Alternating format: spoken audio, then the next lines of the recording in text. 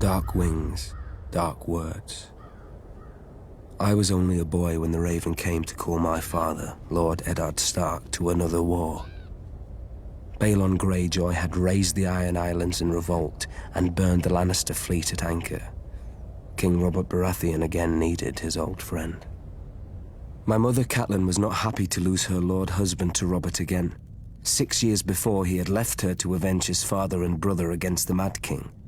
But now he had sons and daughters of his own, and, unspoken, another son who wasn't hers from the last time he went to war. My brother, Jon Snow. But she knew that in marrying my father, she had married the North. We hold our honor and duty as dear as our old gods.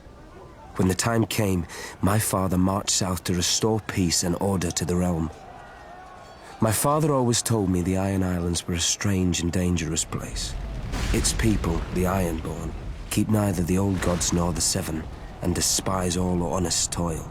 Their ancestors ravaged the western shores, raping and slaving and putting it to the torch, and their songs still ring through the halls of the Ironborn, while everywhere else they're whispered to wayward children at bedtime.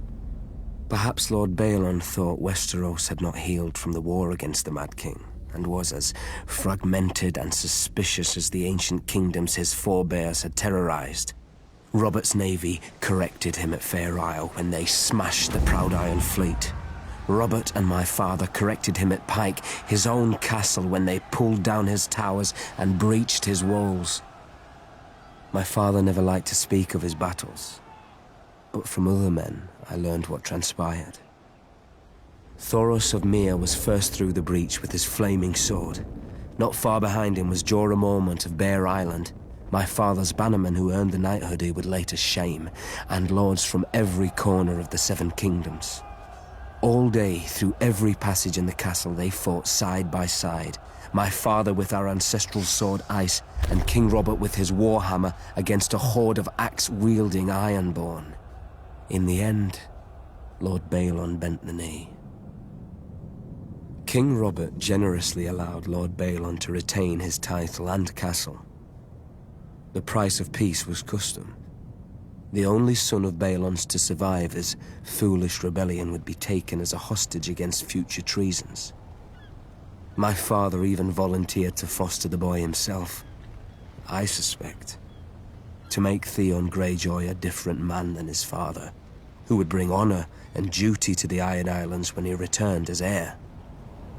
So my mother's silent fear came true, and my father returned with another child. Theon ate with us, played with us, and fought with us. Once the great bond between my father and Robert Baratheon united the realm against the Mad King and brought him to justice for his crimes. Now, another monster sits on the Iron Throne, and another debt of blood is owed my family. Theon is my murdered father's ward. I am my murdered father's son. Like my father and Robert, bound in blood, if not by blood, we are brothers.